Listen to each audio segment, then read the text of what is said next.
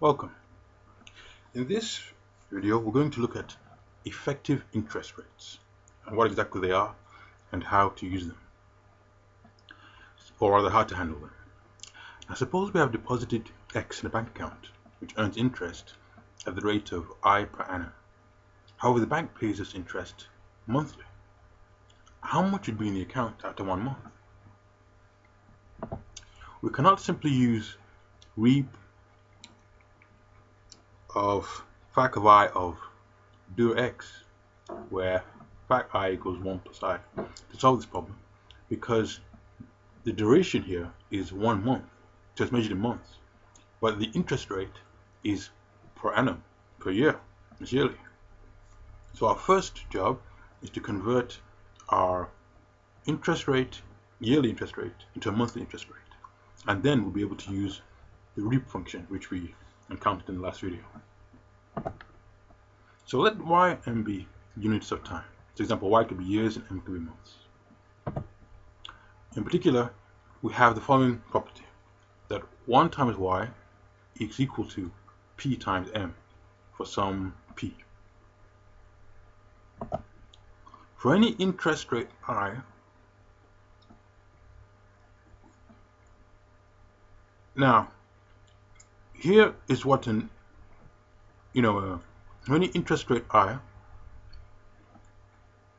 of any wily interest rate y, to any wily interest rate I, the principle of consistency tells us that there exists a interest rate j, an m-ly interest rate j, satisfying the following property, that fac of I, the interest factor of I to the power of 1 is equal to the interest factor of j to the power of p.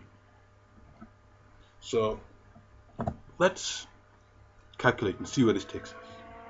Now remember, we have 1 times y equals p times m. If the case was y was years and m was months, then p would be 12. The principle of consistency tells us that therefore the interest factor of I to the power of 1 is equal to the interest factor of j to the power of p. The definition of the interest factor, that means that 1 plus I, sorry, this should actually be inequality, not implies. 1 plus I to the power of 1 is equal to 1 plus j to the power of p. Now if we shunt the p to the left hand side, we get that 1 plus I to the power of 1 over p is equal to 1 plus j. Yeah, arithmetic, that's the same as saying 1 plus I to the power of 1 plus 1 over p minus 1 equals j. And if we then substitute in back the definition of fac, the interest factor of I to the power of 1 over p minus 1 equals j. So I per y is the same, so fac of I, so let's remember, so what we're saying is I is a wily interest rate, so I per y, or y wily, or I wily, oh dear, or I wily, then fac of I to the power of 1 over p minus 1 is a m-ly interest rate. So this allows us to define a function switch to convert a y-ly interest rate to an m-ly interest rate as follows.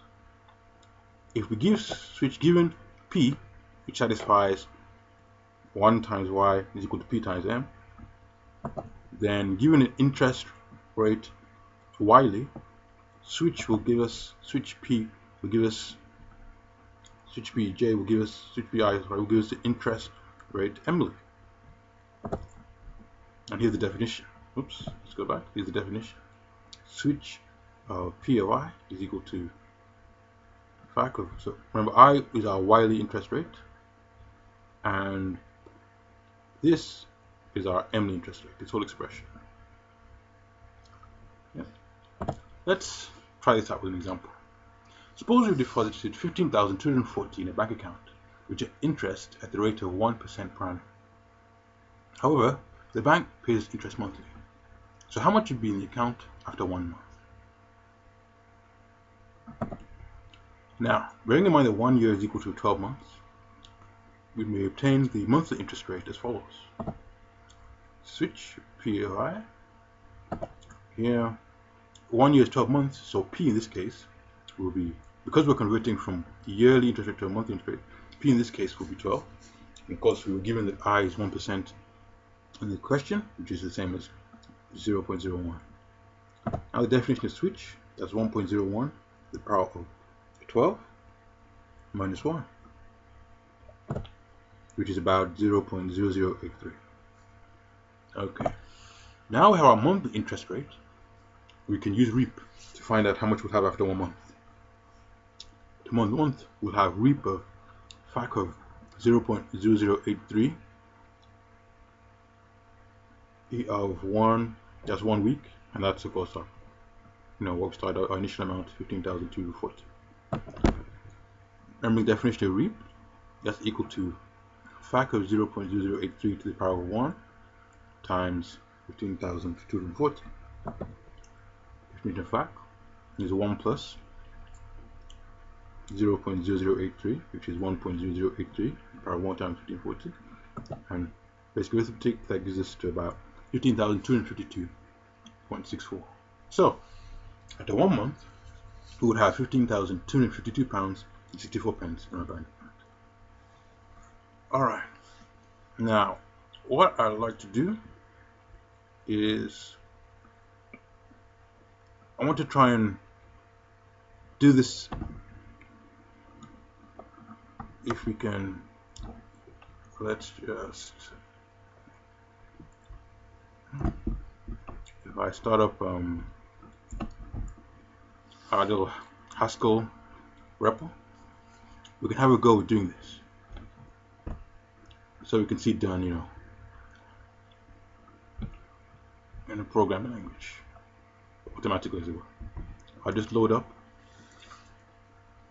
Now, what we have in this, what I've just loaded up basically, I've loaded up the function FAC, which is, the interest factor, and I've also loaded up the function REAP, which we met in the last video. So we've got those functions.